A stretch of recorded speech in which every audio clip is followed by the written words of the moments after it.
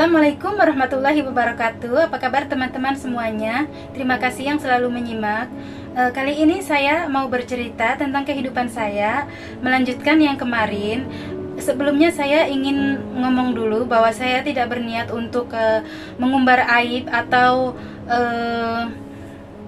ngoceh yang tidak penting ya, tapi dalam video ini banyak sekali pelajaran yang bisa teman-teman ambil tentang kesabaran, keikhlasan, kerja keras, menjaga diri di negara orang. Jadi saya mau mengawali cerita saya, melanjutkan yang kemarin bahwa saya pulang dari Arab Saudi yang pertama kali, kemudian saya di rumah tidak lama, 2 bulanan, kemudian ada teman yang mengajak saya kembali ke Arab Saudi. Kata dia saya enaknya, sudah nggak enaknya tinggal enaknya. Akhirnya saya masuk PT lagi dan melalui segala prosesnya, kemudian saya ke Arab Saudi lagi yang kedua kalinya. Nah, pas kedua kalinya itu dapatnya di kampung banget, dan majikannya itu namanya juga orang kampung, agamanya masih kental, dan majikan saya itu seperti kalau di Indonesia itu seperti kiai gitu, ulama, masih agamanya masih kental banget, adat istiadatnya masih dipegang banget. Saya di situ 3 lantai, rumahnya besar, orang kaya, anaknya 9 sama menantu sama cucu, dan itu semua saya yang mengerjain.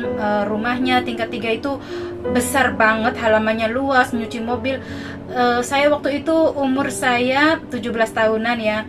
Itu saya kalau bawa belanjaan, mereka sekali belanja itu seperti mau tokoan ya, satu mobil full itu saya sendiri, dari halamannya yang kayak di film India itu, pintu gerbangnya jauh sampai di dalam rumah dinaikin lagi ke lantai 3, itu saya naik turun tangga dengan menggunakan gamis sambil saya memakai cadar. Apalagi kalau ada majikan laki-laki, saya diwajibkan harus menunduk begini. Pokoknya di sana kerja tuh repot banget. Kemudian mereka kalau jalan-jalan senangnya ke hutan, dan bekalnya itu pokoknya di sana ya, untuk misalnya untuk 3 hari kita tinggal di hutan, dari mulai air, bawa kambing, masak-masak di sana, bakar-bakar, pokoknya repot banget. Dan saya tidak kuat, saya minta pindah. Kemudian majikan yang kedua, saya dipindahkan itu ke temennya, majikan laki-laki, entah karyawannya, entah teman dekatnya, teman bisnisnya, tidak melalui agent. Jadi saya masih atas nama majikan saya. Di dokumen tuh nama majikannya masih majikan pertama, mereka sesukanya. Dan waktu itu karena belum ada telepon, saya pun tidak tahu kemana harus mengadu, agentnya kantornya di mana, nomor teleponnya berapa, saya nggak pernah tahu ya, saya nurut aja. Tapi emang majikan yang kedua itu lebih baik, keluarga kecil, anaknya cuma 2. Nah di situ saya merasa betah, digaji tiap bulan, jadi jelas gitu. Tidak seperti yang pertama, gajian saya berapa, kalau saya minta kirim uang ke Indo tiba-tiba dikasih, misalnya sebulan gaji saya $600, saya minta kirim ke Indo tiba-tiba dikasih aja 2000. Jadi nggak jelas tanda tangan atau apa gitu, nggak ada, pokoknya sesuka mereka. Pas aku pindah ke majikan yang kedua pun sesukanya mereka gitu. Entah aku waktu itu dikasih uang berapa ya, nggak ada rinciannya, kamu kerja sekian bulan jadi gaji sebulan segini, 10 bulan misalnya, atau sekian, itu nggak ada rinciannya, sesuka mereka. Dan aku pun ya cuman pasrah nerima. Dan majikan yang kedua itu enak, anaknya cuma 2, yang perempuan guru, yang laki-laki pegawai PLN, kalau di Indonesia kayak semacam itu. Saya digaji tiap bulan, kemudian lebaran dikasih hadiah anting besar, kalau liburan ke kampung bawa barang banyak, naik ke atas gunung gitu ya, sambil bawa bekal, bawa anak, gendong anak bayi. Tapi saya merasa betah karena majikan baik dan saya merasa nyaman. Namun entah kenapa ya, mungkin karena majikan cemburu atau kenapa, tiba-tiba saja saya dipindahkan. Itu saya nggak tahu apa salah saya sedang bekerja baik-baik saja. Jadi majikan perempuannya itu orangnya kayak pendiam gitu, nggak banyak omong, tapi tiba-tiba saja saya dipindahkan, dan itu pun ke temannya majikan, lagi-lagi tidak melalui kantor. Dan aku dipindahkan ke majikan yang ketiga. Di situ aku parah ya, parahnya karena banyak keluarga. Kembali lagi aku dapat kerjaan yang sangat berat, dan aku ngurusin banyak orang, terus ibaratnya ya cara hidupnya orang kampung lah, kayak bikin roti pakai kayu gitu, pokoknya nggak banget gitu. Kayak aku nggak kuat, aku minta pindah lagi, kemudian dipindahkan lagi, dan lagi-lagi ini tuh bukan pakai lewat agent, bukan pakai lewat kantor, ke temennya majikan gitu. Nah di situ majikan yang keempat itu aku parah banget. Di situ yang ingin aku ceritakan, majikan laki-laki sama majikan perempuan siang malam selalu bertengkar, selalu berantem, entah apa yang mereka ributkan ya. Nah majikan laki-laki saya itu di situ berapa kali berusaha saya namun tidak pernah berhasil. Dan majikan perempuannya itu curiga gitu ya, entah mungkin karena dianya jadi jarang ditidurin atau gimana, padahal saya tidak pernah dia berhasil saya waktu itu masih perawan, sampai majikan perempuan saya itu membawa saya ke dokter mengecek saya masih perawan atau tidak, dan dokternya bilang ternyata masih perawan. Sebenarnya di situ saya merasa, ya apa hak dia gitu, kalau emang dia nggak suka sama ya pulangin aja, kenapa harus sampai ke dokter, ya dokternya perempuan sih. Terus saya dalam posisi seperti mau melahirkan gitu, terus kewanitaan saya dilihat sama dokter gitu, dicek saya masih perawan atau enggak, kayaknya itu kan udah di luar kemanusiaan banget gitu ya. Nah, kemudian tidak sampai di situ, setiap kali saya diajak main ke rumah keluarganya yang perempuan, di sana majikan perempuan punya adik. Nah, di sana adiknya itu juga kurang ajar, dia memelihara monyet kecil ya. Nah, saya disuruh momong anaknya majikan itu naik ke kan kamarnya di atasan rumah ya, kayak apa kalau atasan rumah tuh namanya ya. Jadi di situ ada satu kamar doang gitu. Nah, di situ saya disuruh momong anak, karena sana main sama paman itu. Harusnya kamu temenin anak main sama paman gitu. Pamannya itu kalau di Indonesia masih umuran SMA gitu. Itu anak kurang ajar banget ya. Dia punya monyet. Nah, itu dia kurang ajar sama saya, dia mengancam pakai monyet gitu. Kalau saya teriak atau saya berontak atau saya melawan, menolak itu, atau saya lapor sama majikan, dia katanya monyet itu suruh tidur sama saya kayak gitu, kata dia.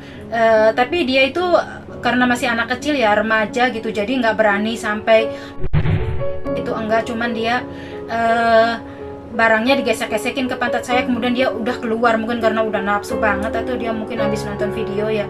Pokoknya di situ saya setiap kali diajak main ke rumah keluarga majikan yang perempuan, saya di situ merasa tertekan banget ya. Selain karena adiknya majikan yang selalu, kan majikan saya kalau main ke sana tuh dianya ngobrol sama ibu bapaknya, terus anaknya tuh biar nggak ganggu mereka ngobrol tuh ya, disuruh main di kamar anak paman, di kamarnya adiknya itu yang di atasan itu, dan aku pasti dilecehkan kayak gitu. Terus nggak sampai di situ, kalau majikan perempuan bertengkar sama majikan yang laki-laki, dia itu selalu nginep di rumah ibunya itu. Nah, rumah ibunya itu ada pembantu juga orang Madura. Di situ aku juga dapat pelecehan seksual. Aku sekarang bisa menceritakan secara lancar ya, karena kejadiannya juga udah puluhan tahun yang lalu ya. Waktu itu usia aku 19 tahun, sekarang usia aku sudah 42. Jadi ya sudah move on lah ibaratnya begitu. Nah, di situ orang Madura ya, umurnya itu waktu itu seumuran ibu aku. Nah, dia awalnya kan kalau nginep kan otomatis tidurnya bareng sama dia. Ranjangnya kan ranjang yang ukuran satu orang itu kecil ya. Nah, kemudian dia awalnya bilang begini, aku di PT dulu punya teman orang Cirebon juga, dia mirip sama kamu. Oh iya ya, aku bilang gitu. Terus dia cerita, aku biasa mandi bareng, biasa dia mencuciin baju aku, pokoknya dia memperlakukan aku seperti sama suaminya, kata dia gitu. Kalau makan disuapin. Loh kok kayak gitu? Iya, katanya, bahkan dia itu sempat mengungkapkan isi hatinya bahwa dia itu cinta sama saya.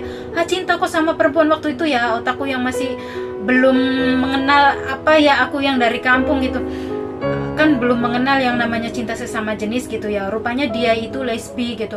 Kemudian dia kayak gitu.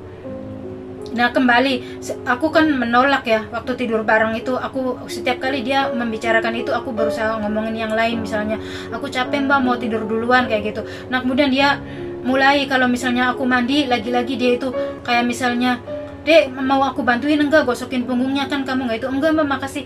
Nah, dari situ kemudian dia sikapnya berubah jadi seperti membenci saya gitu, kemudian suka melaporkan yang enggak sama majikan kayak gitu. Nah, setiap malam dia pun berusaha kayak gitu, Dek aku tuh suka sama kamu. Akhirnya dia lama-lama tuh ngungkapin isi hatinya ya.